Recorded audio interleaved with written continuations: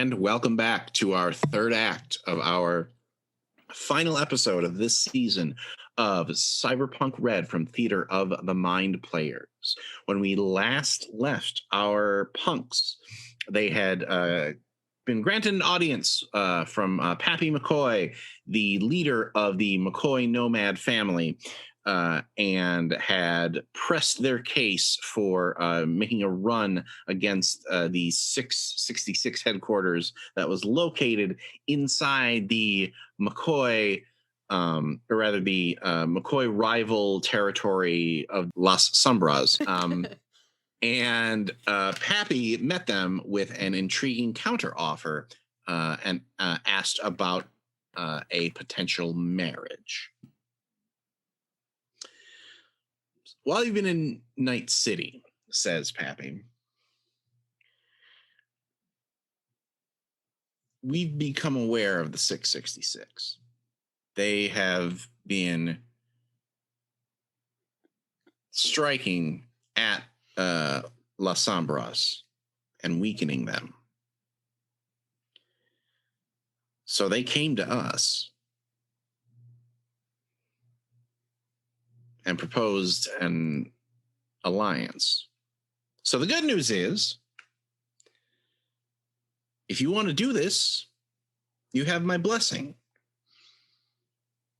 But those blessings also include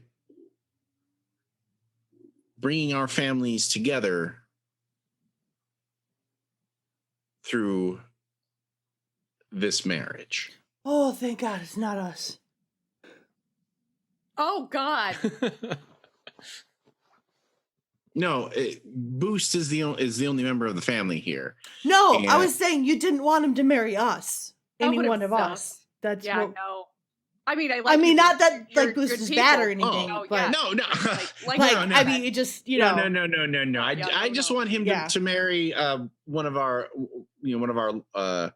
decades-long rivals. Not everything's about you two. I just thought you should know. What? Everything's about me because I'm Jack Pulse. I mean, I don't think he's getting married to you either, Jack. Aww. I just need to ask Pappy, what year is it right now? I just thought I would check in because it feels like. Can I ask you a question? How many times have you been on inside a nomad city? I mean, a couple though. Done a couple of jobs. I do some jobs. Jobs, okay, but have you sworn a blood oath with a nomad family? Have you found yourself around? I mean, there was a lot of blood involved. Have you? I'm not asking about this. Okay. I'm sure you. I'm sure. No, wait a minute. No. You want to come in here and be sassy about my traditions, and then when I push back on you, you're like, "Oh, I was just asking questions." Where? We have this family has been together. Habit. Well, I'm going to try to correct you of it right now, if you let me. We have traditions in the McCoy family, and one of those traditions is uniting with other families through marriage. That way, do you really think that you're going to convince me not to do this? I wasn't going to ask you a question. I was going to ask Boost a question, which is, Boost, are you okay with this? Winger. Oh. If Boost is not okay with this, I'm not okay with this. That's all Winger, I'm saying. it's a family thing. It's like Boost, the royalty. Are you okay with this? This is the question. This is the only question that I have. It's like the royalty. He's got to make sure that alliances are there. This is the only question that I have. Boost, I gotta talk to this? I gotta talk to Lachusa first. All right then. See if she Lachuses me and I Lachusa her. Oh boy. Oh God. Don't say that to her. With lines like that, how could she say no? I agree. Well, maybe we can arrange a meet arrange a meeting on your way to this hit. Or maybe on the way back, just in case he dies, we don't want, Lechuza to think that you were going to send her somebody that was a little... we don't want Lechuza to think that she was going to marry Laluza. Also, I mean, fresh off of a win that will help her family, could make her a little bit more susceptible if they don't have as nice of a family relationship as you do with Boost. Go ahead and give me a persuasion roll here. I'm so afraid of all these dice now. Pick better dice, Jordan. They're all staring at you like, we're gonna roll you a 3. I want to roll a 1. It's not a 1. Don't say that. I'm sure it's not gonna be a 1. Okay, I rolled a 6, so that is 17. Did you boom the 6? That's on 6s. These are 10s. That's on 10s. Oh. No, she rolled a 6. So Math is hard today. 6 plus 11 is 17. I checked it on my little calculator. Okay. God. I didn't actually, but Oh, so I'm the only one who has that? Oh. No, I don't have it out. your friend does have a point, Boost. If you're dead, I can't marry you off. So the way back it is. All right. See? And he looks at Winger. This is how families settle their problems. I'm just saying, if Boost isn't okay with it, I'm behind him 100%. So, fight me. I wouldn't say that to the leader. So we're gonna head on We're gonna out. go. Thanks for having us. We're gonna take care of that problem, and I will see if we could set up a location meetup on our way out from the 666 hideout, and bada bing, bada boom, the day of your daughter's wedding. Et cetera, et cetera. Well, good luck, boy. And he slaps you on the back. I hope you come back from this one. We cut to the rhinestone as it's making its way through nomad territory. As the punks are now set up to figure out, or now trying to figure out what their plan here is. Or if you want to continue asking Boost about whether or not he's actually going to go through with this wedding or not. Yes, so Booth, you're actually okay with this, right? Yeah, we'll see what happens. Because I can totally, they'll be pissed, but I can work out a way to get you hidden from them until whatever plans Pappy has blows over. We could also all die right here.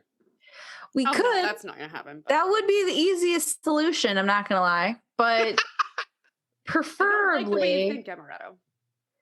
We live and then not have to die. Because I still have stuff I want to do. But, all this stuff's one step at a time. So it seems like we should deal with it after. All right. Actually, instead of on the rhinestone, let's actually have this discussion be on the no-tell botel. As we're eating seagull. Yeah. Oh, gross. It's actually not bad. Really? I have handed my seagull off to other party members. Yeah, it's the right amount of spice. They give you there's like this dipping sauce that they use. It's Seriously? Well, the way that they cook it, yes. Oh. So Cricket is like, all right.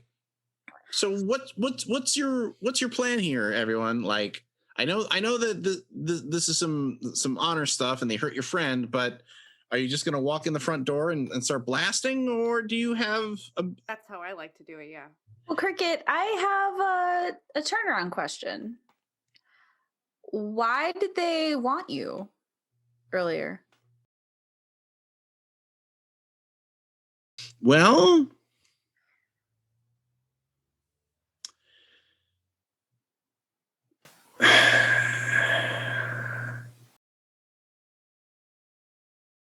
I lost my edge. We can buy you a new one. I was supposed sharpening stone over in the... I was supposed to deliver a shipment of Nova Coke to them, and I came up dry. In the sea? So it was a payback for not being able to finish a shipment? That's an extreme payback for one drop's shipment. Well, this was a big shipment. They had some big Eddie client lined up for some kind of party or something, and they missed out. Right. I mean, look. I don't look at Jack. I'll be fine. Okay, you're right. It's just one drop shipment, but it's also one that I probably shouldn't have dropped. Well, I mean, you need faster legs. We can get you an upgrade. No, see, I feel like if things like that keep happening, I'll just take the boat out and, I don't know, get a job collecting seashells or something. I just won't come back to Night City. As long as you leave your agent on. We'll see. But enough about me and my failures. Let's talk about you and yours. My least favorite turn of the conversation. If you go straight at these guys, they're gonna kill you. I know she thinks that they won't, and she points to Winger. She thinks she can punch her way through a dozen of these guys, but they're pretty scary. So what's your plan here? Well, what kind of electronic defenses do they have? I can always take those down. That's no problem. And if you were a runner, you might know their drop-off points. Or do you know what they're making in this facility? Or storing? Also, just to point out, we take them down. You're back in the business, baby. Well, I would like you to know that my plan is to completely annihilate them. I don't want one left standing. Maybe if they have a dog. well, so the factory is an automated body disposal factory. Like when you die, your body gets sent there. All the stuff, like whatever post-mortem subscriptions that you signed up for, that stuff gets extracted, and then the rest gets chucked in a furnace. And if you paid for a memento mori or something, they ship it and send it out. So they're probably there because it's super automated, and whatever non-essential or whatever people are there are probably getting paid to look the other way. So they've probably got soldiers there. I'm guessing that they've probably compromised the data fortress. I don't know. I can't say if they've got a net runner on there 24/7. They don't seem like they're the kind of guys who would. But on the plus side is, if your intention, Jack, is to just blow them up,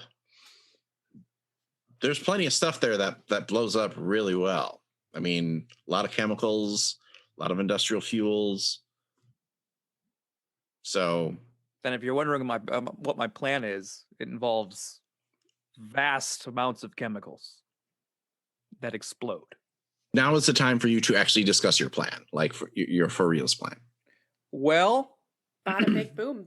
So she doesn't know of any like dock area or like drop off point at the facility that she would have been using? You tell me what your plan is. Our plan. And I will like finagle it. Yeah. You say, oh, there's a dock here, and we go Our here. plan and we do this is to thing. get a dead body or create one, stuff it full of explosives to the brim, and try to drop it off to be incinerated. That way, that body explodes. I mean, And- it doesn't even have to be a body, just a body bag. Right? Yeah, I guess. Wouldn't it be better to stuff a body? Or here's the thing. Grotesque. We could set up and lock all of the exits except for one. I hack in, set off the fire alarm. Seems a little ironic to do that. But as soon as the fire alarm goes off, everybody comes running out of the thing.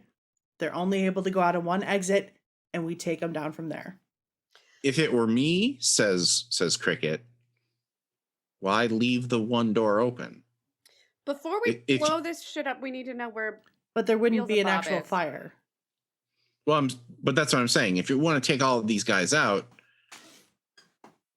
you get root access and basically turn off all of the safety stuff, and then boom.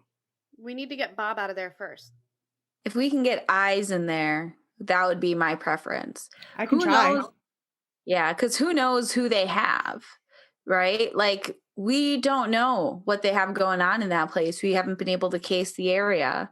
So they could be like holding Los Sombras people hostage in there. Might be part of why they haven't been wiped out by Los Sombras already.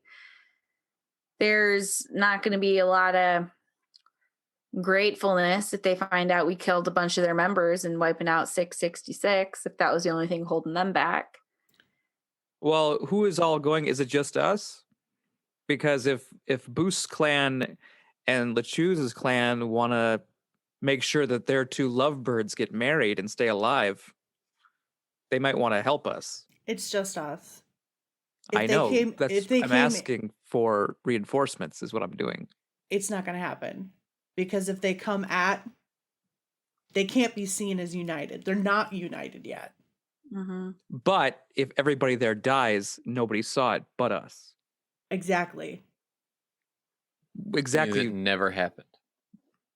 So everything's cool. I don't think it's a bad idea as a last resort. I just want to make sure we get Bob out. If Bob, did they take Bob Yes. or did they just mutilate him? I thought they had him. I don't remember if he's alive. I know I the don't know doc- if we know. Well, that's a valid point for Sun about possibly getting Stux into the system to allow her to basically check and basically go, oh, is he there? Yeah. Is he not? No. Cool. Now we can blow it up. So we probably don't know then because he wasn't don't. there obviously when we got to No. the place. So No, he wasn't at Chucklebucks. So We just saw the surgery. So we Tony, hack you're into a the bit quiet. So if we can get eyes in to double check if he's there, it'd be pretty shitty of us to do this because they mutilated him only to kill him in a horrific chemical fire. However, I don't say discount chemical fire because, I mean, what better way to make these bastards rot? So in hell? we get Stux to hack into a security system. We check and make sure there's no delicate targets in there. If there Shut off. are, see if we can do an infiltration. Yeah, if there are, we infiltrate. If there's not, we shut off all safety features Lock and burn. Mhm. and try to override all the furnaces to crank it up.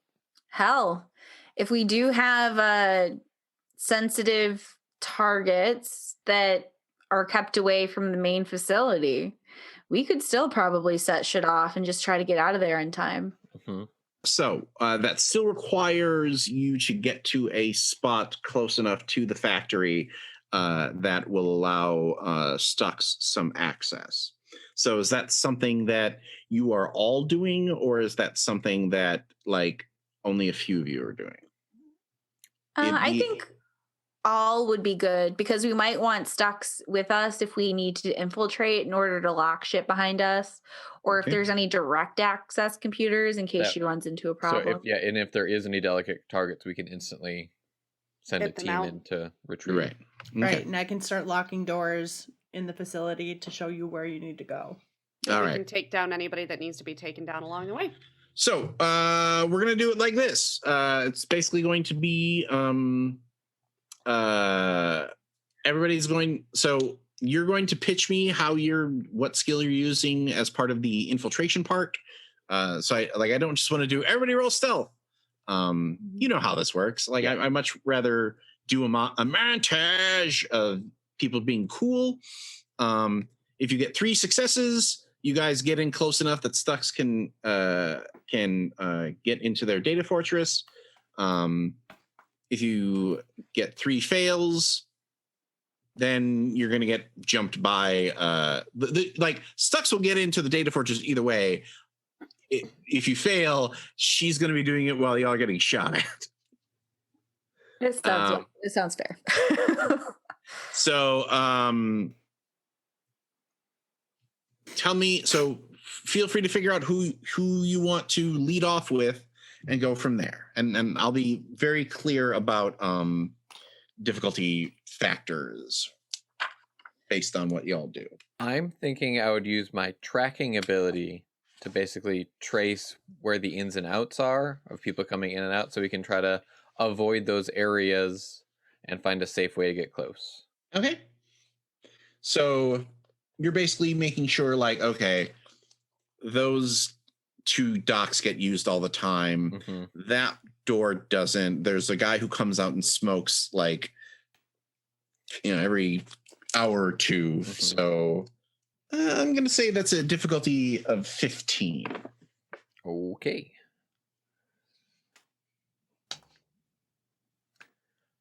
I got an 18. All right. So what is the entry point that you figure out is the best one for you guys to get in? Probably the main loading dock. For some reason, they never use it because they're trying to be sneaky.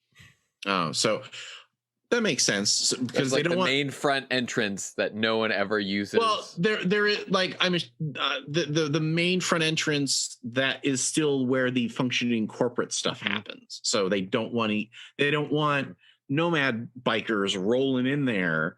They just want drone trucks to come in and out, and because basically the drone truck comes in, they load up, and they either are removing bodies or they're loading up,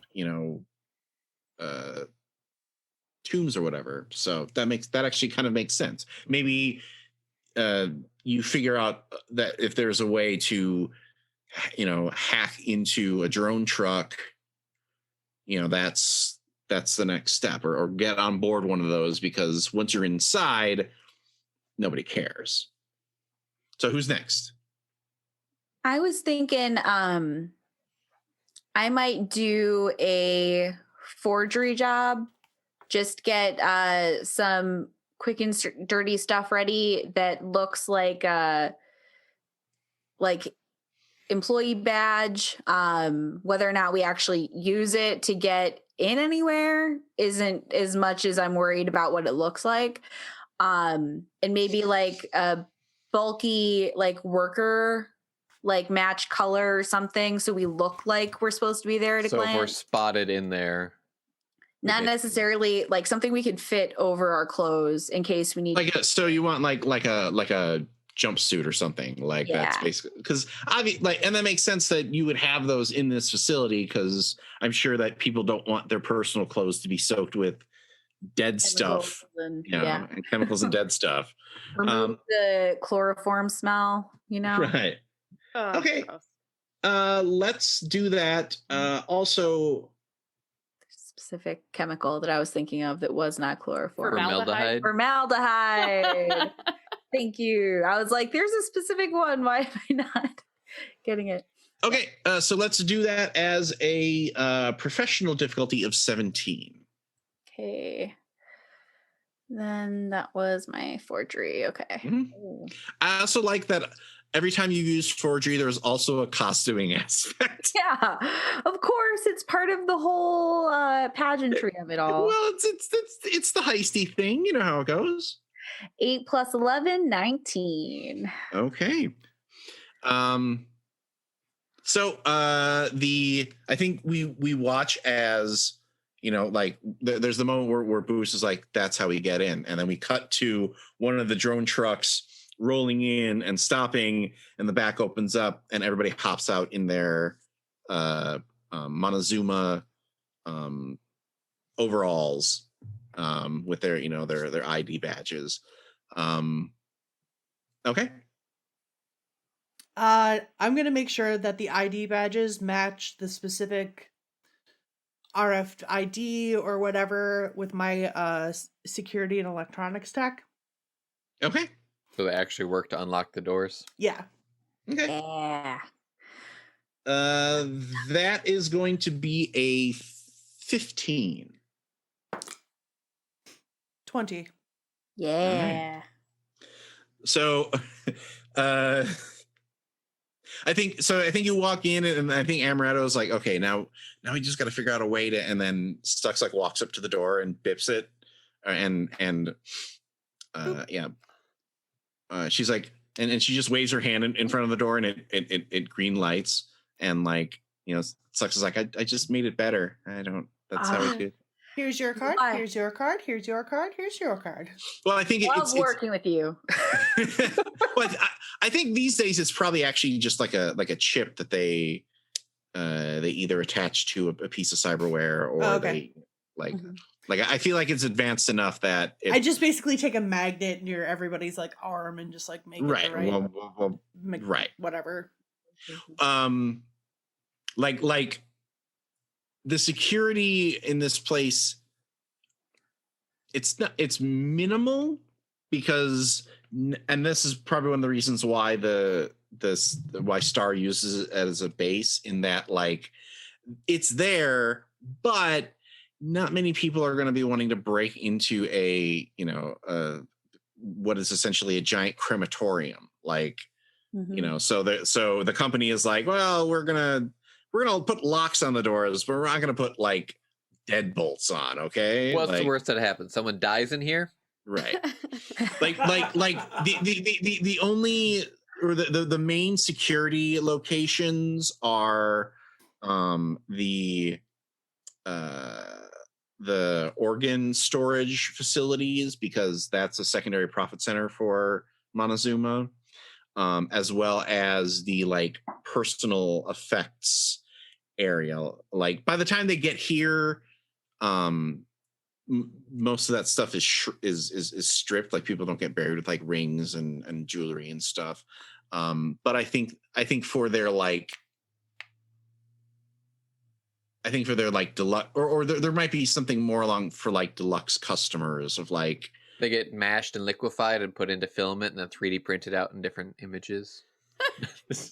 Right? No, like I imagine that like there isn't space. Like traditional burial really doesn't happen, but people still will pay top Eddie for like, I want this 3D printed, version of my mom's face, or I want this AI compressed into diamonds, or right, like funerary mementos, so that like that stuff, because those two are additional profit centers. Those have higher security, but you're probably not going to be going towards them on this particular. Where have you guys posted up inside the facility to let Stux do her run? Probably the security room. Yeah, I'm sure there's a dock room or something like that that has security access so they can verify shipments in and out. We can twofold this, and I'll help break into the security room so that she can do her thing. Okay. Because I'm really good at fighty things, y'all. You just walk in and punch the person out that's sitting in there. Well, you don't have to worry about. You've got your 3 successes, so we're never mind then. In hacker speak, we're in. But but now you actually have to do the hacker bit. Okay. That's my hacker bit. So now I believe there is a program that lets you sort of sense or how deep the data fortress goes. A Pathfinder roll. So that's gonna be we're playing Cyberpunk. yeah. Hello. So you're gonna make an interface roll. All right. The base difficulty is going to be 10. Okay.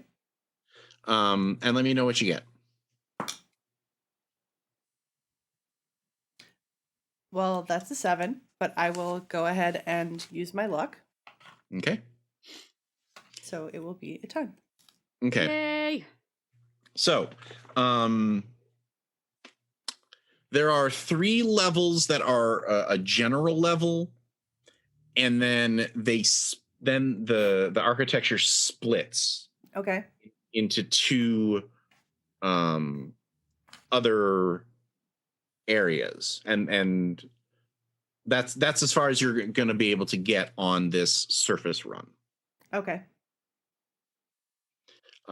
So go ahead. I'm assuming you're breaking the first level, the Yes, first floor. Okay. Mhm. So go ahead and give me another shit. Break that shit. give me another interface roll. This difficulty is going to be 8. Awesome. 13. Okay. Nice. So have we had you describe your net avatar stuff lately? No, actually. Not lately. So let's jump. Let's use some of the season finale budget and jump into the net, which I imagine is very Tron-like in that it is all like dark, but then neon highlights and like hard light constructs and things Is like it like that. Rainbow Road? No, it's like I'm really picturing more like Tron Legacy here. Okay. So what does Stux's avatar look like? Stux's avatar has this transparent golden armor that I think kind of looks really similar to Wonder Woman 84 with the wings. Okay. Noise. Just Very because cool. it does look really cool. I don't care what the movie was like, it looks cool. She's also got just in her, she's got not in her, but she's got a glowing energy sword in the form of a katana. Okay. In one hand. And she's got different like buttons on her armor. One looks like an eraser. One's a little eye for the different programs she has. One's a little worm. And one's a double helix, which is another attack program that she has. Okay. So she kind of I like the fact that in the real world, Stux is very like cutesy and like fun and like, but now that you're in the net, you're like, no, I'm a Valkyrie, bitch. Let's like, go. yeah, like bring it. The wings are they're probably like straight up wings, not just like the metal wings. They're just straight up like majestic as fuck. I imagine when you gotta do internal combat, you have to do the Macarena. Hitting all your buttons. Push all your buttons. Oh yeah, like I'm sure it's very similar because it's like Yeah. I'm voguing the whole time. The structure of the faculty, I think, is an ancient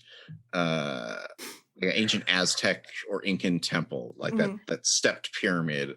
And when you get to it's literally this side of my face that's all glitter and rainbowy, and this side of my face that's darker, and this is the darker side of my face is the actual like avatar in in the computer.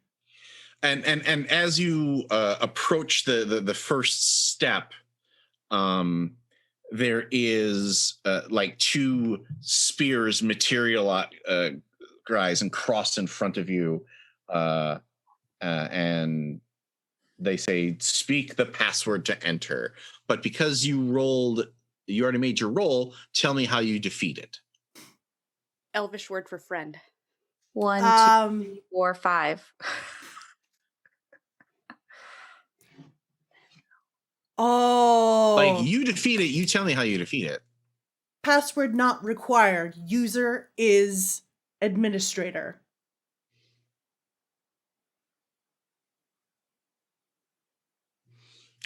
Welcome, sysadmin. Okay, so you're going up the side of the temple. Give me another interface roll. Target is still 8. Okay. Oh wait, 10s explode, right? They do. Pop, Mhm. pop. 17. Okay. So the next step on the pyramid, there is a carving on the floor, Mhm. and you take a moment to consider it, and you realize that it is a calendar, like a stone calendar. Okay. And as you examine it and you see the data flow underneath it, you see that this is where they keep basically the the schedule of, like, you know, bodies, people coming in, people going out, and all of that information. Okay. Do you take that file, or do you keep going? I think I'll take that file just so we know Okay. when if we have to worry about shipments automatically coming in. So you put your hand down, and light, you know, streaks out from each fingertip, and you know, a little window blinks up that says, you know, file copy complete. And you make your way up to the entrance into the temple, Mhm. and you hear a loud shriek as a flaming winged serpent swoops once, twice, and 3 times around the top of the temple, Mhm. and drops down in between you and the doorway. You recognize this as black ice. Oh, lovely. And we cut back to the real world. You guys are in the security area, and I'm imagining that they've got a physical camera feed going on. And you see Star. He's walking along one of the catwalks that leads across some of the processing facilities, and the drones and robot arms as they're processing bodies, and he's talking to a guy in a suit. Can we hear anything? No. Stux, you ready to lock some asshole in the processing rooms? Question. Does any of us recognize the guy in the suit? All right, give me a business roll here, because this guy's a suit. Well, I have rolled a 9, so 15. Winger business did. Is that enough to do it, or should I roll with my plus 14? Everybody can. Do I want to let her feel good, or do I want to pat her on the head, or do Winger I? did a tiny business. I got a 12. What's 14 plus 9? I think that's 23, Jordan. It's 23. I think that's 23. That's some cold-blooded shit. That's classic. Amaretto, you recognize the individual. His name is Ryan Farley, and he is an executive with Montezuma Funerary. Oh. Funereal Industrial. Ryan Farley. Mm-hmm. Do I know if he's a dick or not? Oh, he's absolutely. Well, he's not great. I mean, he's hanging out with Star, but he's probably the person at he's basically the contact at corporate that Star probably has to let them hang out in this facility. That guy is Ryan Farley. He's with Montezuma. If we want to take him out too, he's probably what's letting 666 squat here. And bonus, he won't be able to make us as not being employees. Corpo scum. Mm-hmm. Do we know the layout from this room for if they're nearby us or if they're heading this way? You would probably have to go and get them, because I'm assuming that you're basically parked at the satellite security office right by the main. I have another. So we're not in the building; we're in a satellite office. No, you're in the building, but like I imagine you didn't go into the main security office, but there is you said shipping office. Yeah, you guys went, because the way that you made it sound to me was that you basically went into the shipping office that oversaw the drone trucks, as opposed to going into the middle of the facility where there might actually have been real life security dudes hanging out in the security office. Okay, so they're closer to the corporate section then. Here's something that I would argue, though, because it is a corporate place, they probably have maps of where to go if there's fire or something like that. So you would have a rough layout of at least the floor. Oh, you guys know where to go. Oh, okay. But I'm saying that you're at the office that's right off of the main garage, the main loading dock, as opposed to the security office, which is deeper in the facility. Okay. Were we able to decipher how many men are in the building? And if there are any targets that we would want to keep safe here? Are we able to see that on the cameras that we have available? Yeah. So the majority of the actual humans that are here are 666. Basically, as long as the factory keeps running and Ryan gets his cut of rent or whatever he's getting, judging by what you're seeing on the screen right now, it looks like he's probably getting about 2 keys of Nova Coke as his payoff.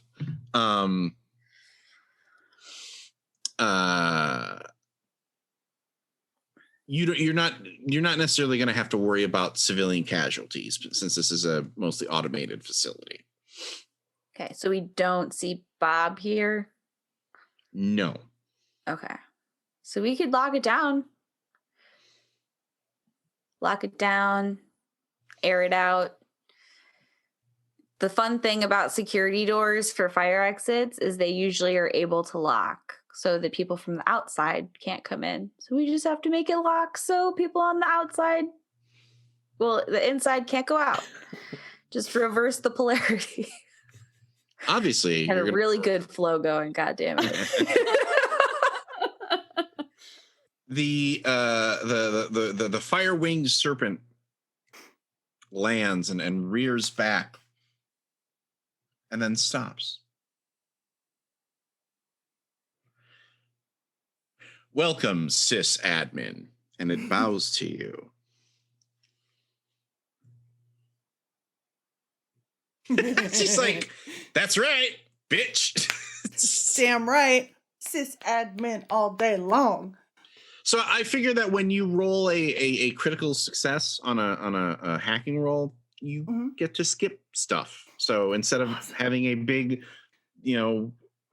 fight with the smoking mirror black ice because you declared yourself a sysadmin, they done believe it. Yes. But now you have a choice to make. Burn it all.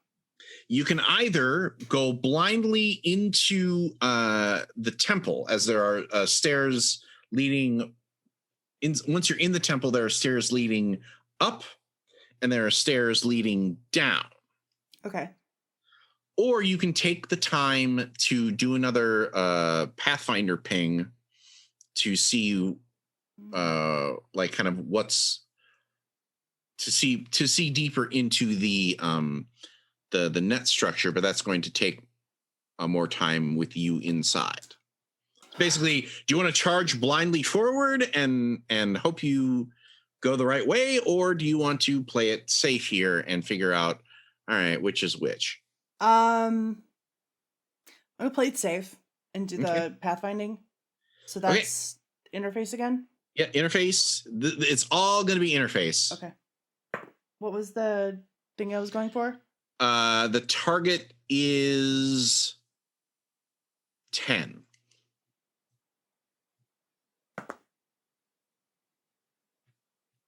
$19. Did you pop? Yes. You must have pop. Okay. Pop. Okay. So I have good news and I have bad news. The good news is you know that you've located the control node of the facility doors, and that's on the upstairs. But if you want to if you want to set off the safety protocols, Mm-hmm. that's going to be in the downstairs. Okay. So they're not. Am I able to can I talk to people while I'm net running? Yeah. Okay. Doors need to be sealed manually. On it. Manually? Do they have an instruction manual? They just need to be closed, barred, something. Yeah. Okay. Barricaded. Yeah. Barricaded, barred, whatever. So you're heading down into the temple. Yeah. So that means there is a that means that there is a level that you have to hit that is that like it because you like I like the fact that you keep rolling these 10s, because that's just going to keep the fiction going forward of you're not bluffing that you got root access. You got root access to this thing. Yeah. So you walk past another another pair of light spears crosses in front of you for a second and then opens back up.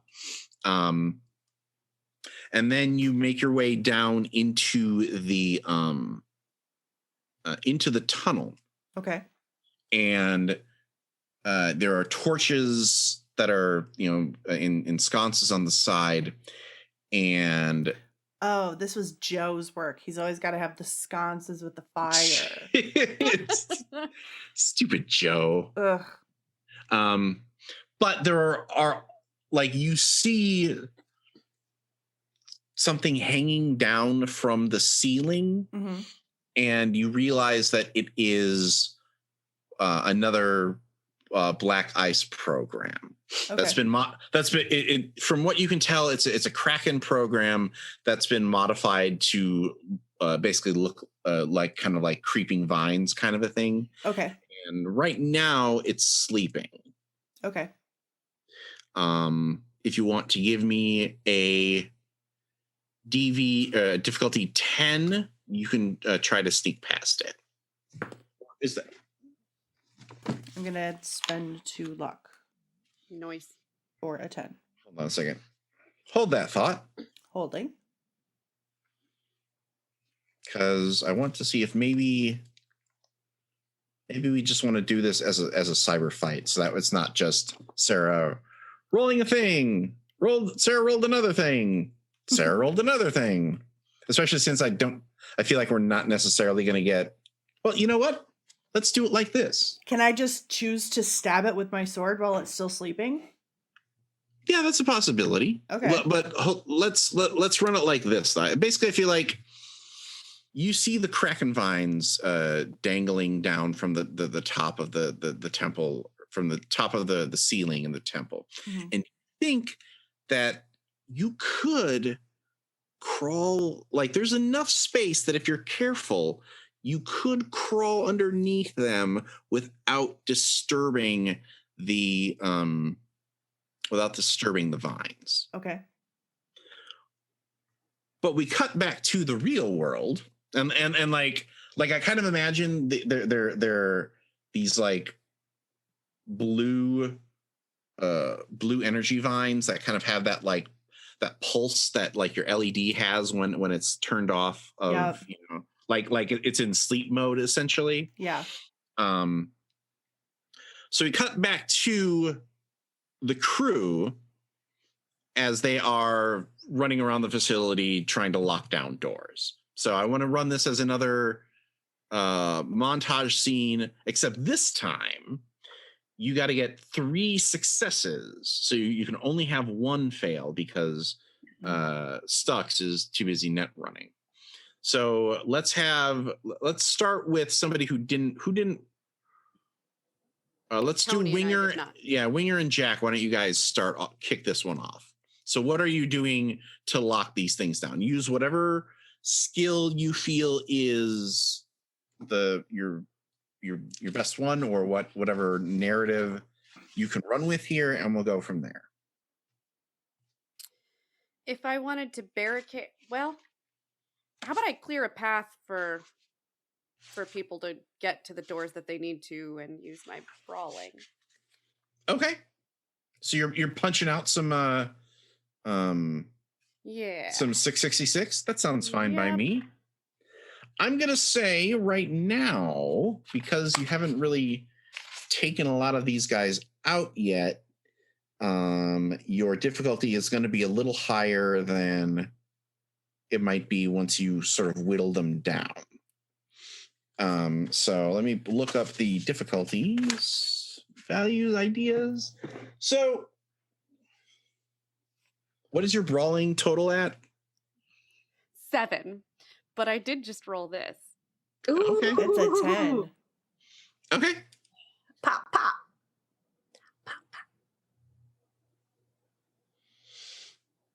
Did it So- pop again? No, it didn't pop. Oh, I was Well, like, holy crap. It can only pop 1, so Okay. that would just be a straight 10. Yeah, it just feels Like, I got a sorry, 22 you total. you can only kick so much ass, Tawny. I apologize. Dang it. This is not Star Um, Wars. All right, so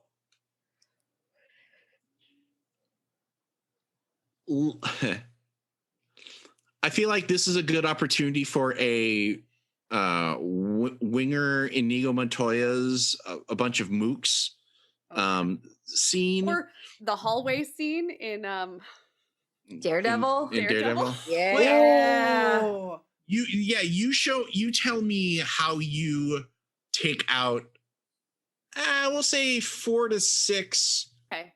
faceless ooh. goons. Let's go for a leverage moment. Okay. When Elliot comes down a hallway, like trying to get everyone past him so that people can get to the doors that they need to barricade or whatnot.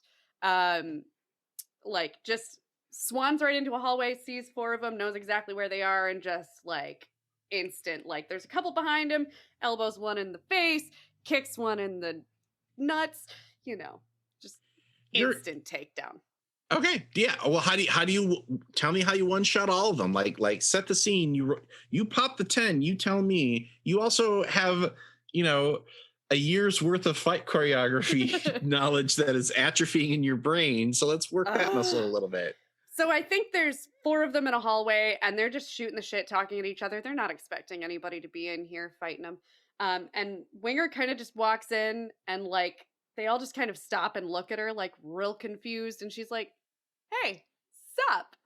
And she takes 2 of them and smashes their faces together while the other 2 are like, "Oh shit," and they kind of go running.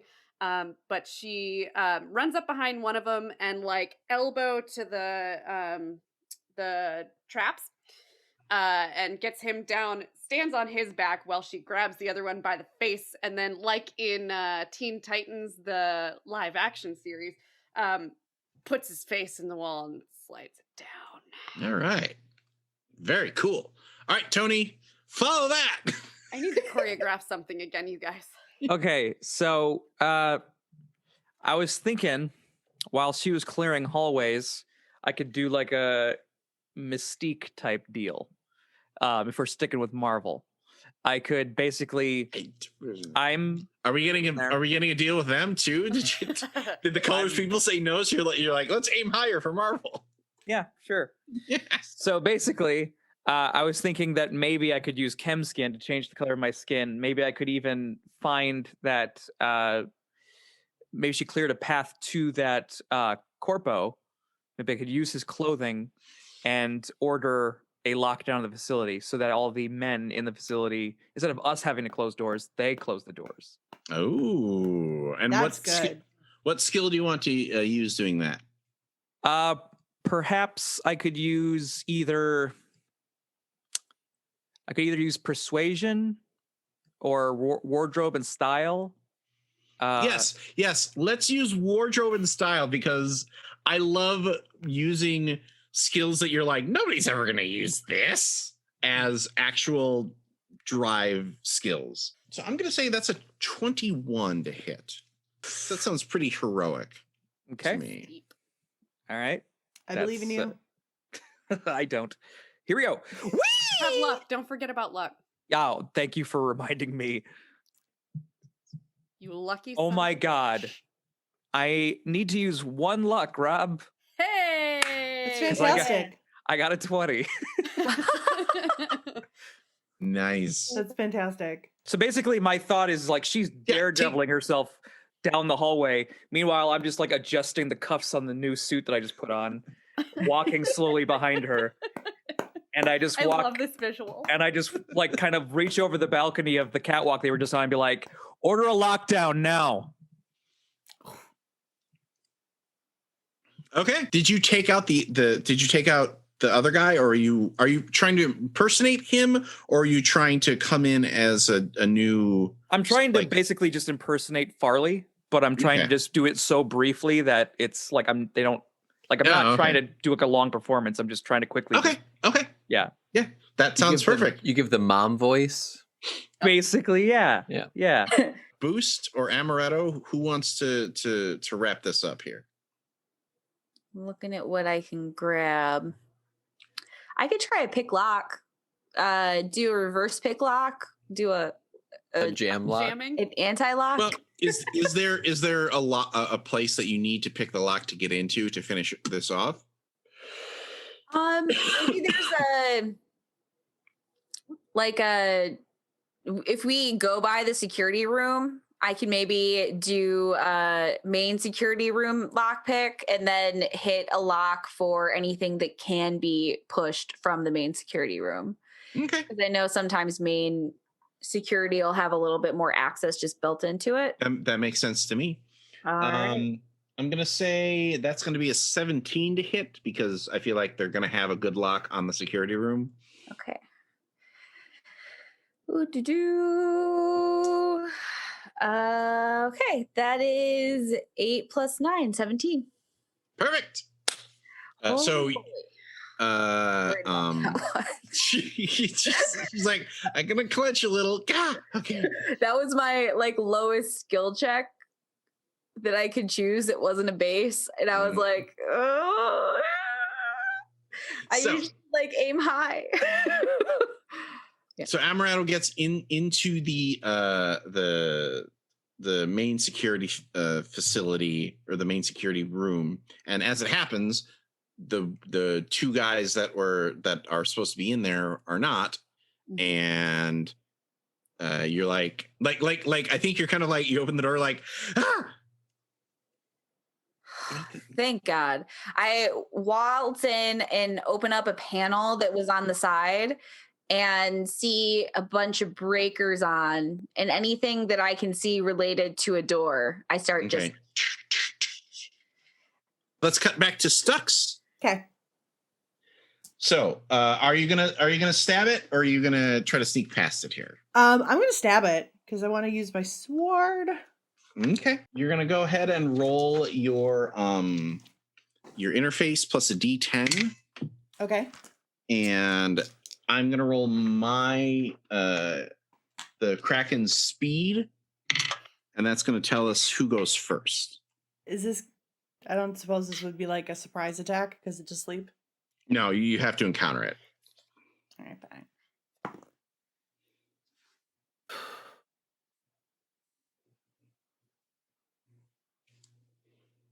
7. 6. Ah! Ooh, Shamona. that was some cardiovascular workout right there.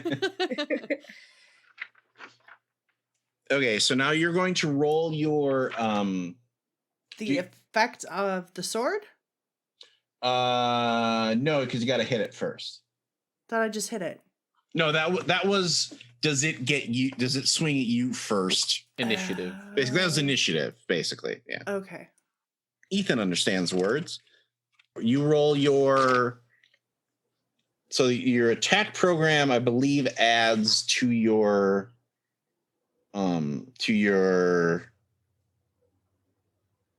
interface roll here. This is all going to be going like what programs do you have? I'm attacking with my attack program is a sword. That's attack 1, and then effect does 3d6 res to a black ice program. Okay.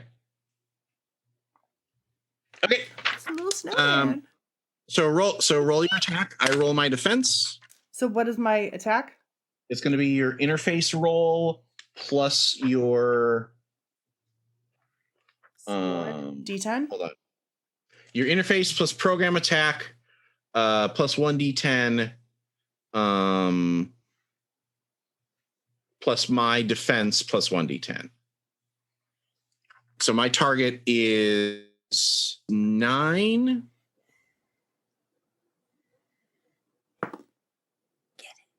That is a pop. A pop. 22. Okay. And that's not plus the res damage yet. Well, you roll the res damage separately. That's Yes, that's okay. that's 3d6. Okay.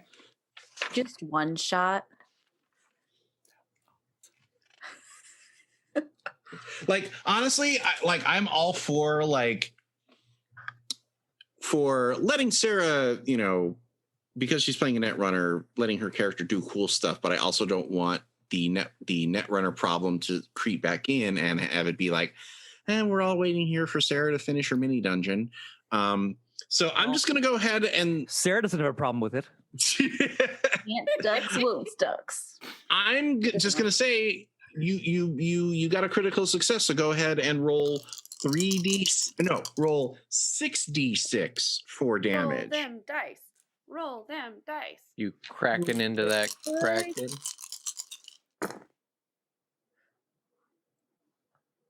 And if you beat its res points, you will one-shot it. What's its res points? 30. So it's got to be a really good roll, but Right. 15, 21, 23. Missed it by that much. Got any luck? 7. Missed it by 7. Can you add luck to damage? And you had luck to damage? I don't think so. how much luck do you have, Sarah? 2. Can she borrow twin luck? I could give her my luck too. We're all just standing but we're behind twins, her, though. holding her shoulder. Wait, do like- 6s pop on damage? How many did you get? 1. Normally you need 2 for Okay. critical damage. Okay. Also, you're 7 behind, so an additional wouldn't make it. Wouldn't have gotten Sure. to 30. Well, if it popped again. Oh, that's I thought it only popped once. Well, so so for damage, it's different. Damage, Thank you're just checking whether or not 6s are there, because if you get 2 or more 6s, that's when you get a critical damage on the thing. But I feel like this still fits. To me, this still fits in the fiction because they're not expecting somebody. The Kraken program is not expecting somebody with system access to womp on it. So I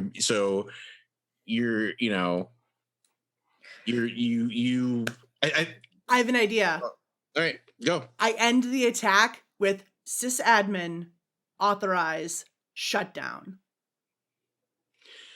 Shutdown request denied as it swings back at you.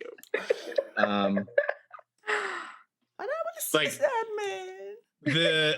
The tentacles have going from the pulsing blue to a bright vicious orange as they lance out at you. All right. So give me a defense roll, which is 1d10 plus your interface. Okay. I Sound like made a that happy roll. okay. What did you roll? 11. Okay. Is it? It got a 13. What? As it pins you to the wall of the architecture, you are going to take 3d6 damage to your head. Ooh, what kind of armor you got? I've got my armor lowers all brain damage received by 4 as long as this program remains rezzed. Yep. So this is going to be 3d6 minus 4. Ooh, that's still a lot. So that's going to be 6. Okay. Maybe Winger's worse. sister will die this episode. Hush. Oh my Hush. gosh. You hush. If you So that goes to die- that goes directly in my hit points, right?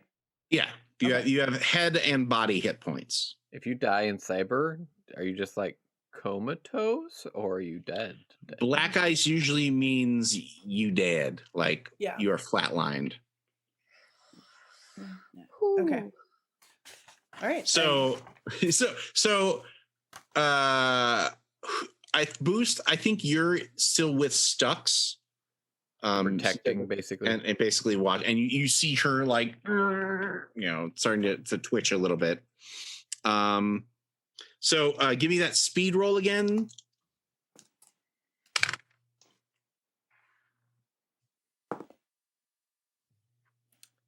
Five. 3. Holy! Damn! All right. Palpitations, I tell you. Can I use first aid while she's Not right now. Okay. Like that. Keep that in your pocket if she flatlines, but not right now. I'm good for right now. We're good for a little bit. Okay. How much? So how much? I forgot. How much did you do with your last attack? It was 20, like 3. 23, yes. Okay. Just making sure. Make your attack roll. Okie dokie. Did it?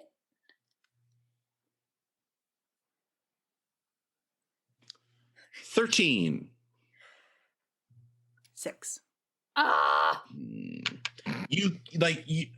Your glowing sword is on the floor of the temple, and because the tentacles have you pierced into the wall, you just can't reach it.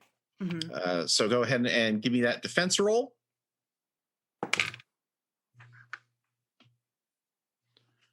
12. 6. All right. Swap dice, girl.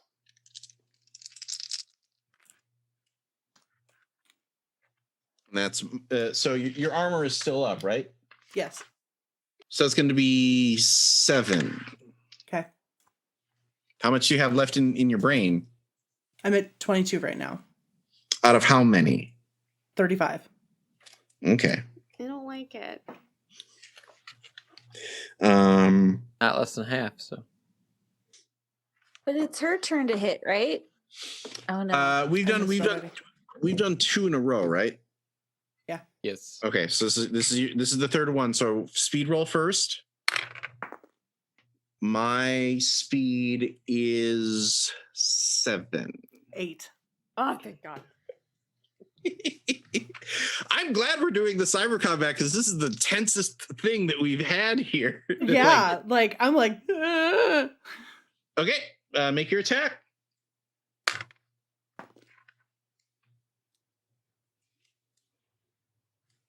13. 13. Oh God, where does a tie go? Tie goes to Around your aggressor, neck. right? I think so. Like I feel like even if that was the case, you could spend a point of luck and nip it. So make your attack. All right. Murder it. Just roll the damage then. Yep. Murder it. Come on, snowman dice. Yeah. They stack up to little snowman. They're so adorable.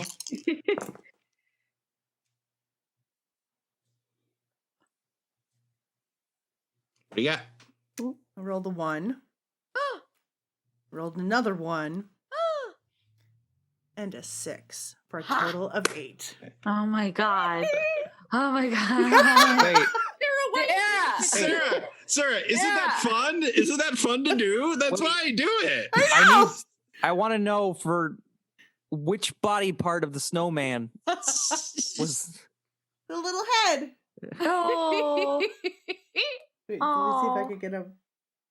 Yeah. There There it it is. There it is. is. the little So head. tell me how you slay this program. You've been reaching like I feel like to represent the other damage that you've taken, like one of the tentacles is slowly like crept towards your mouth and is trying to like enter your head.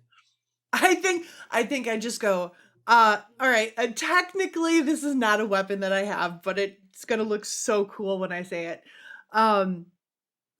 It's like pulling on my mouth and whatever. I'm just like, sysadmin, shut down. And I kind of go down to my back and the wings flip up and just Nice. pop out sharp edges to them. And I just simply flip around and just remove Is it like Archangel from the X-Men where like shards just like Oh yeah, let's go with the shards because I do love me some Archangel. Yes. I know my audience. Oh, yeah. And you just feel as the program dereses. Brush the shoulders off. And limp away. Yeah, and limp away. Yeah, definitely. Yeah. Yeah. Ooh, She's been like, cut me, Nick, cut me. I need a drink of water. Tony, nice. So you thought you make were your gonna way say into the core of the facility, Okay. and you start like it's the altar, and you take your sword program, spin it once, and it reconfigures itself into like a sacrificial dagger. Mm-hmm. And the program reses up so that it looks like Star is strapped to the table, Mm-hmm. and you put the sword above your head and drive it down. There's a brilliant flash as Stux goes Run! as we hear as chemical alarms start going off, and the everybody piles into the rhinestone, and it peels away as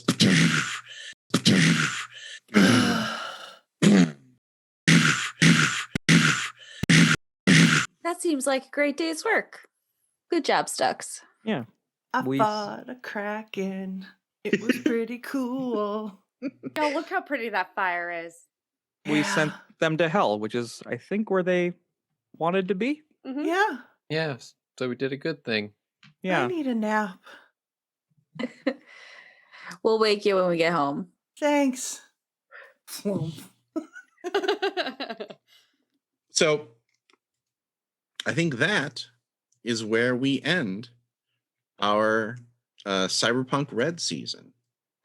We're going to be back in just a few moments with our last body shop segment, where I'm going to talk about my experience running the game, and see what everybody else, if anybody else wants to throw in. But this is the end of the story.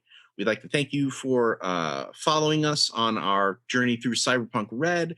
We hope that you join us for our other fantastic stories that we're going to be telling this year, or go into our back catalog and look at those. But until then, we will see you on the other side.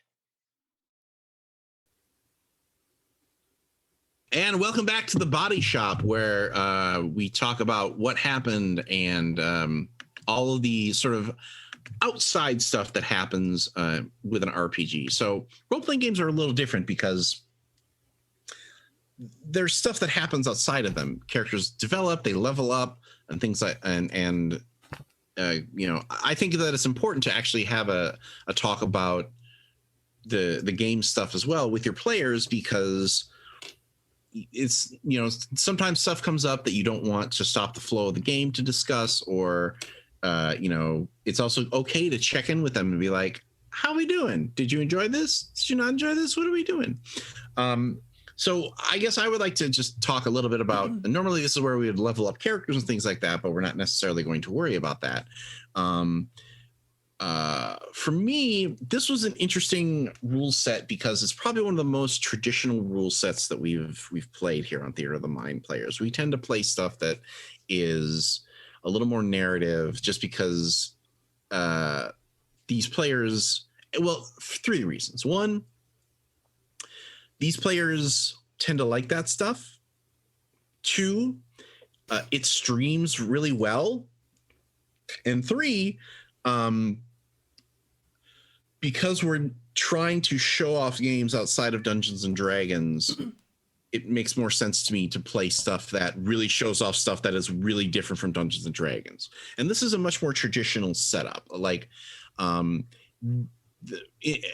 read the rules, I realized that, like, because we talked about playing a bunch of different Cyberpunk games, but this is the one that we ultimately went with because these rules are definitely set up. They were in a way that reminds me of the when you buy a remaster of a game that you loved from like 20 years ago. So like, you know, a lot of the folks here are super excited about the Mass Effect remaster that's coming out, and that's kind of what this feels like. Or like my touch point was, you know, the Uncharted collection of, like, you know, all three of those games, and you play them back to back, and you see their growth, and you also kind of like look at some of the stuff in the first, you know, game or two that you're like, oh yeah, I have to do that again, don't I? One of the things that I worked on in this run through was using the critical success and critical failure as an element to bring in stuff that was a little more narrative. So when you would crit success, that would allow me to, okay, what's an unexpected story twist here that we can do, which I enjoyed because it gave that element of yes and or no but that really helps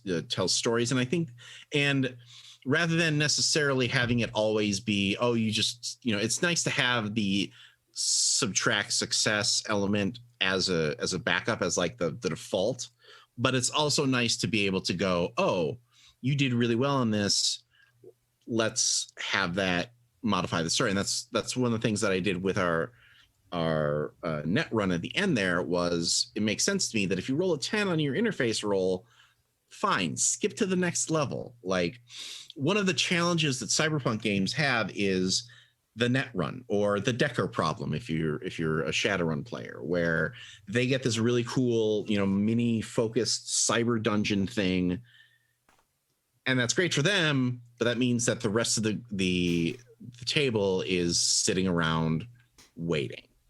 And I felt that the scene that we ran in this last game really, like, I felt like that was a decent amount, because Stux is doing cool stuff, but I've also learned by running these games for years and years and years, you kind of have to do the Return of the Jedi cut, where, okay, you're doing your hacky bit, meanwhile in the real world they're doing their stuff. Okay, cut back to the hacky bit, because I've been that player where, oh, I'm just I have had an experience where I played a game of Shadowrun where they did a Decker run, and the mages were doing astral stuff, which is basically the same thing but with a magic hat on. And because I was not playing either of those types of characters, I basically got to the session, flipped through some books for 2 hours, got lunch, and then like the last 30 minutes, it was like, oh, finally, we're actually going into the facility. That's great. I can do that. Mm-hmm. So that's a pacing challenge that anybody running these types of games has to deal with. And I feel like they streamlined it in this enough that it's easier to scale up than to scale down.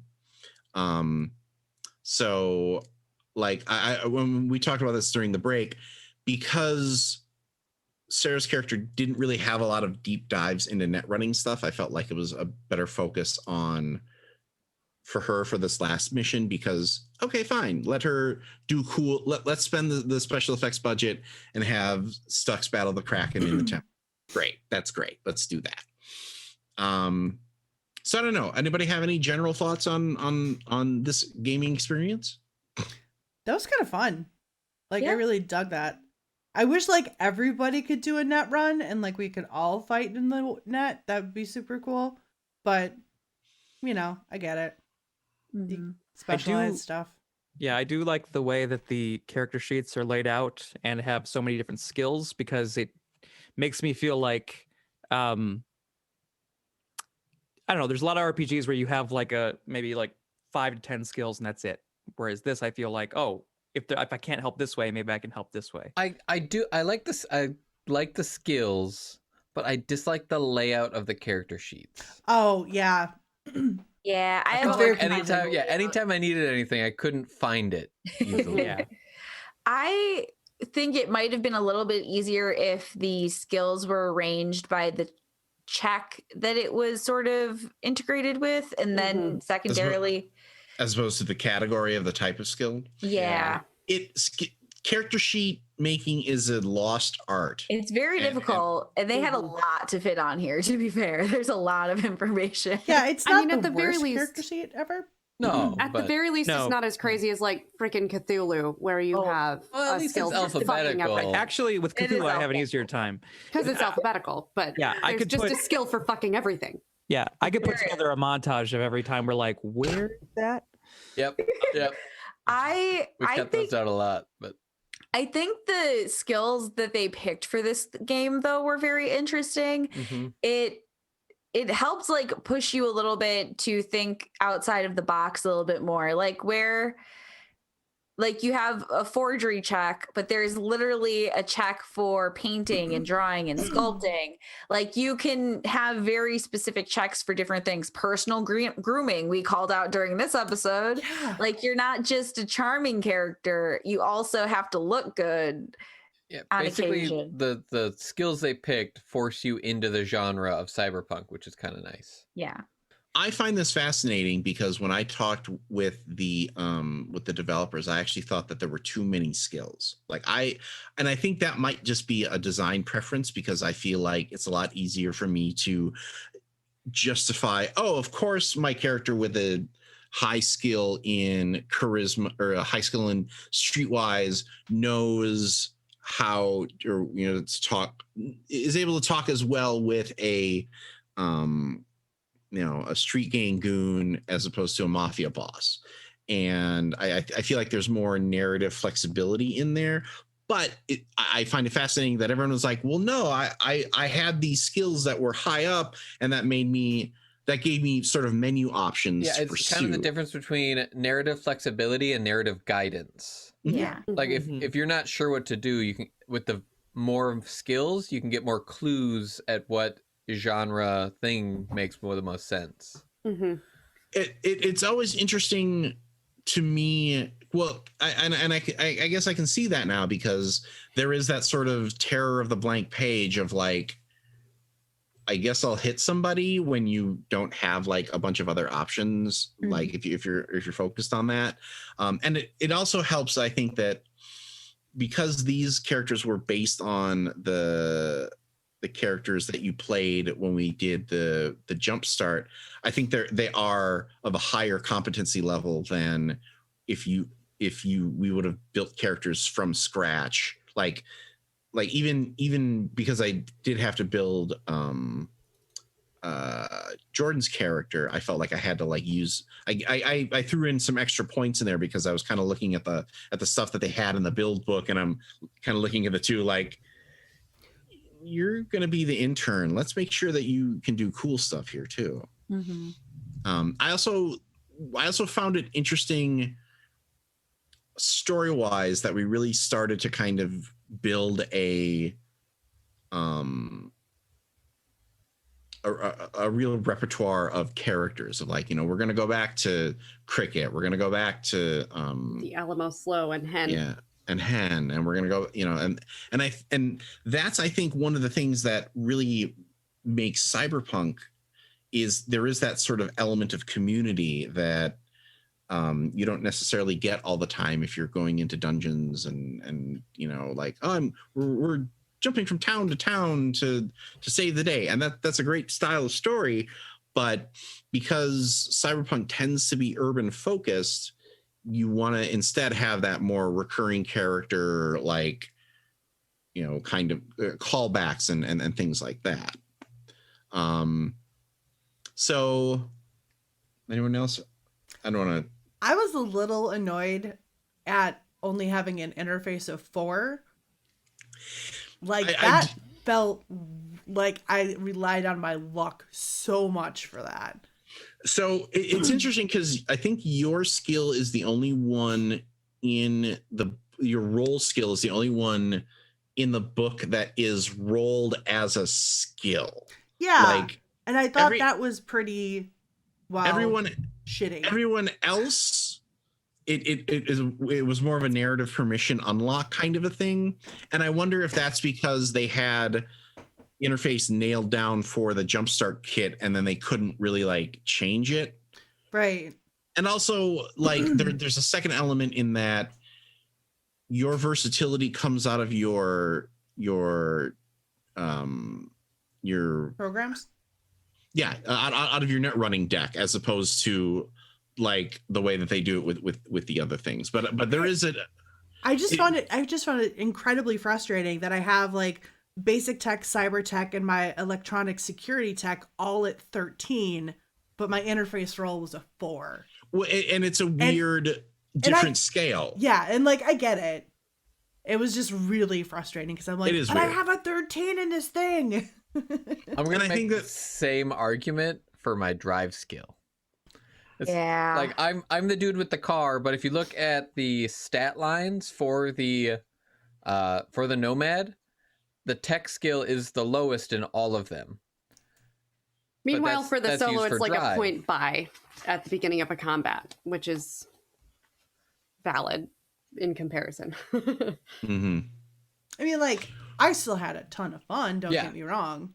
Well, and that's some weird choices. It feels like, but like no, that I like that they gave individual shticks to each of the classes, because like back in Cyberpunk 2020, I know that the Fixer had like the street deal skill, and they basically rolled it for everything because that was basically their like talkie guy skill, and that on the flip side of that, that's also not fun because it's like, well, I'm just going to roll the same thing again, and it negates some of that different skill use that you talked about, and whether or not each skill defines its role in the best way, like I agree that I what I would have liked in the book was more of a like more guidance on how to use each of those skills in the narrative, and that'll probably be something that they dig into in like the later books. But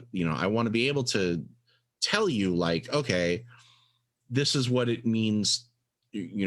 This is what it means to have a moto of 4 versus a moto of 6, because it also kind of reflects your character's like standing and reputation, and it like I like that they did it, and that's probably one of my favorite bits of rule in here. But that also means that you like.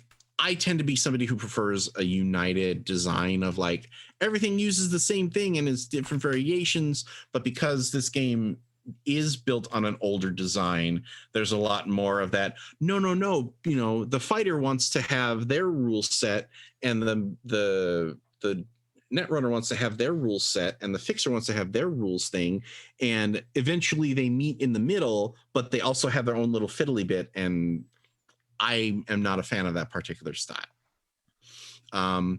So let's wrap this up, and Patreons can ask us direct questions. If you have something that you want to ask us, we will definitely talk about it in the Patreon. But I will also say, if you have questions about the game, ask us in the comments. We'll give priority to the Patreons, but we'll eventually get to the comments. And if there's a ridiculous amount of questions, we might record a Q&A. Yeah, I think that's a great idea. Kind of thing to answer. But what I want to ask everybody here is, should we return to this in a future season? Name one element that you want to see again. It could be a character, it could be a storyline, it could be something that we didn't do that you're like, I want to do more of this stuff. Pappy. Like, Pappy's great. Pappy was cool as fuck. I want to revisit Boost getting married. Yeah, in Ma Bass. Yeah. well, Totally. apparently they fallen in love with your nomad family. Yeah. There was a couple storylines that I wish we touched on that we didn't really get to. One of which is me getting the band back together for Jack Paulson, him raising back up to the ranks. But also, you left Saul with that little taste of Lark, yeah. And I was waiting for it to come back. Rob. I mean, I'm always how I ready feel for more cricket, personally, but I also really want to hear what's going on with Lark too. I want to roll from the Lark thing into where the fuck did Stux and Winger's family go, and how is that connected, and if it is, like, what that whole whatever. Well, and I also talked with these players individually to try and get a sense of like, how central is this to your thing? Like, and Lark is definitely something that we want to. I had a terrible idea about. I knew Lark, that it was going to be Lark when you had the idea phase. That I didn't. Tell me what it was. Well, it was pretty simple. While Stux was going through the database, she was going to find Lark's name as a processed body. No. Oh, Rob. But I did not do that. You are welcome. Bow to my glorious mercy, and I did not do that. But if it did, then you have to check the date, and if it was after you thought you spotted him, yeah.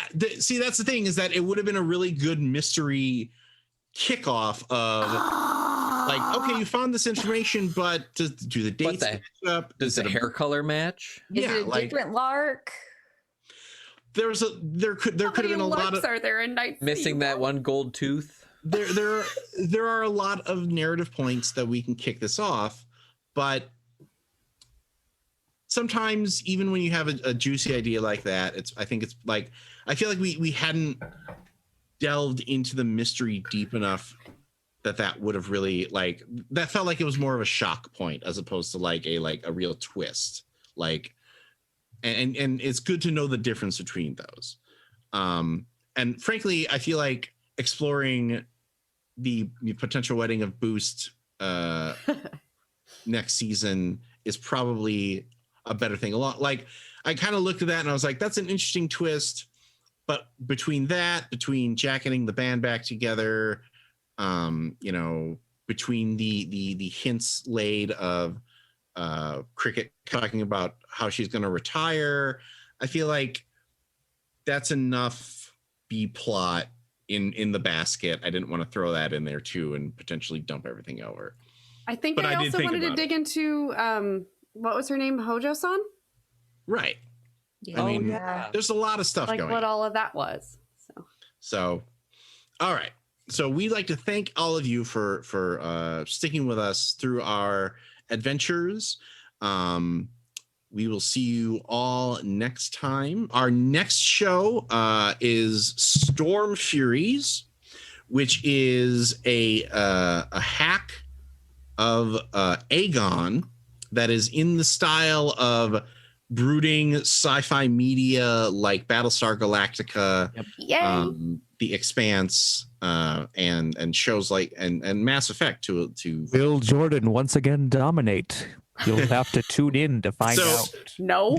the idea came about because the creator of Aegon and he's also the writer of Storm Furies, John Harper, was on Plot Points and thought that it would be really cool if somebody did a game where people played these pilots and took the names of their Aegon characters and pushed them forward.